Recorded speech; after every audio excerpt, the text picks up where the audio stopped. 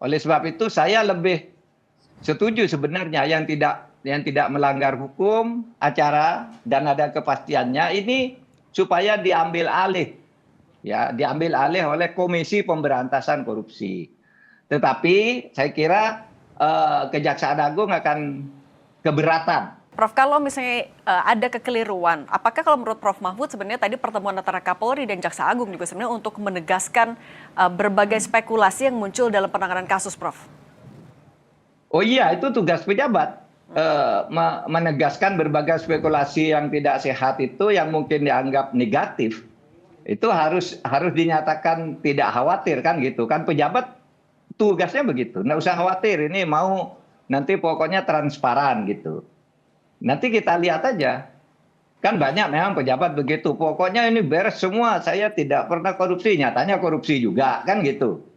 Iya kan? Seperti Febri Adriansyah itu ketika DPR mengatakan, wah pokoknya dijamin lah. Waktu nangkep menyita hartanya Zarov, saya heran anak buah saya sampai gemetaran karena melihat uang banyak sebanyak itu gitu. Itu kan bohong. Karena dia sendiri di rumahnya ada uang yang kayak gitu yang kemudian disita oleh kepolisian. Jadi kalau pejabat di depan publik harus itu memberi sinyal-sinyal yang positif meskipun sebenarnya negatif. Gitu. Oke. Nah, Prof, dengan barang bukti atau ya alat buktinya kan juga besar sekali untuk uang dan juga emasnya. Tapi kan keberadaan Febri Adriansyah masih jadi tanda tanya. Sebenarnya seberapa genting atau seberapa penting Febri Adriansyah ini juga untuk segera ditahan saja sama Kejagung?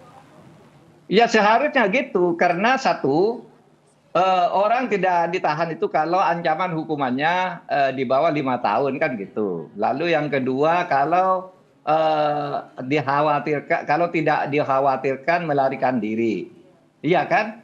Nah itu antara lain ya, dan tidak menghilangkan barang bukti. Bisa saja ini dalam keadaan begini barang bukti yang lain yang masih mau dicari lagi, karena ini kan tiga peristiwa atau tiga kasus ini baru diselidiki di dua tempat, baru digeledah di dua tempat. Kan bisa saja dari kasus-kasus ini muncul nanti, sehingga bisa saja terjadi upaya penghilangan, upaya melarikan diri dan sebagainya itu. Ya seharusnya Febri Adriansyah ini segera ditampilkan ke publik, tampil ke publik, dan ditahan segera kalau dalam keadaan begini. Tetapi status ketersangkaannya harus disahkan dulu. Dan itu bisa cepat kok. Disahkan dulu. Pertama panggil, diperiksa, lalu suruh tanda tangan berita acara. Lalu pada saat yang sama kejaksaan membuat surat sudah P21 karena memang sudah lengkap. Lalu sesudah itu dilimpahkan. Baru nanti proses pelimpahan ke pengadilan oleh jaksa penuntut umum. Kan cuma gitu sebenarnya tuh bisa dikerjakan dalam 1 jam kok. Kalau ingin memenuhi formalitasnya. Yang kemarin dianggap tidak ada, lalu hadirkan Febri Adriansyah, lalu suruh tanda tangan berita acara bahwa dia sudah diperiksa.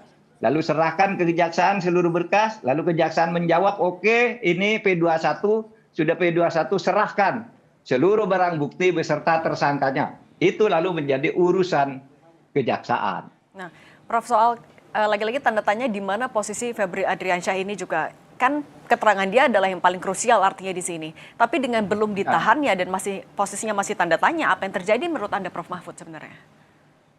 Ya kalau rakyat seperti saya ini boleh curiga ini bersembunyi atau disembunyikan oleh sesuatu kekuatan. Masa negara tidak bisa menghadirkan dia? Masa negara tidak mengumumkan dia ada di suatu tempat ini dan seterusnya? Apalagi dikatakan sudah dilimpahkan meskipun secara yuridis itu belum ada pelimpahan sekarang ini. Ya, berdasar pasal 61 KUHP. Gitu Mbak. Oke, kalau misalnya ada kecurigaan disembunyikan, menurut Anda siapa yang nyembunyiin, Prof? Udah tahu. Nanti kalau kita nuduh-nuduh gitu, bari berbahaya. Pokoknya ini sangat aneh, negara tidak bisa menghadirkan seorang yang diumumkan sebagai tersangka. Dan tapi berarti Kan aneh. Dan berarti Ya, barang kan bukti aneh, sebanyak kan? itu juga, Prof, bisa dipastikan tidak hanya milik Febri seorang. Ya bisa saja. Bukan milik Febri seorang. Nah, makanya dihadirkan dia. Dan menurut saya, menurut keyakinan saya, polisi itu sudah tahu uang itu dari siapa, siapa yang bawa, kan tidak sembarangan. Ya, tidak sembarangan menyita begitu. Pasti tahu ini uang dari berapa, dari siapa, tanggal berapa, dibawa dengan apa tuh sudah pasti ada catatannya di polisi. Polisi kita tuh dalam hal-hal begini, asal jangan diganggu, profesional kok menemukan hal gitu. Tinggal sekarang hadirkan, lalu tunjukkan ini uang tanggal sekian. Lewat mobil ini, jumlahnya sekian, yang mengirim ini tuh pasti rinci temuan polisi itu. Itu. Nah, Prof yang juga Apalagi sekarang, ya sekarang ini sudah beredar ya, jaringan bisnis keluarga Febri Ardiansyah ini dimuat di dalam EFU ID. Itu gila-gilaan juga tuh. Oke.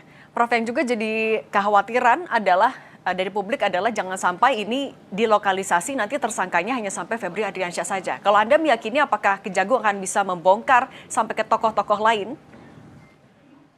Saya tidak yakin, meskipun mungkin Kejaksaan Agung selalu menjamin itu. Oleh sebab itu saya lebih setuju sebenarnya yang tidak melanggar hukum acara dan ada kepastiannya ini supaya diambil alih, ya diambil alih oleh Komisi Pemberantasan Korupsi. Tetapi saya kira Kejaksaan Agung akan keberatan melakukan ini, kan gitu. Itu menyangkut prestise kelembagaan, menyangkut marwah kelembagaan, pasti diartikan begitu. Tapi kalau sudah begini kan memang jadi masalah nanti hukum acaranya. Oke. Secara hukum ini sebenarnya belum ada pelimpahan. Secara hukum ya. Oke. Baik. Iya. Oke, baik. Prof Mahfud MD, nanti kita juga nantikan bagaimana janji dari Kejaksaan Agung membongkar kasus ini terang-terangnya. Prof Mahfud MD, mantan Menko Polhukam, terima kasih sudah berbagi pandangan bersama kami. Saya selalu, Prof.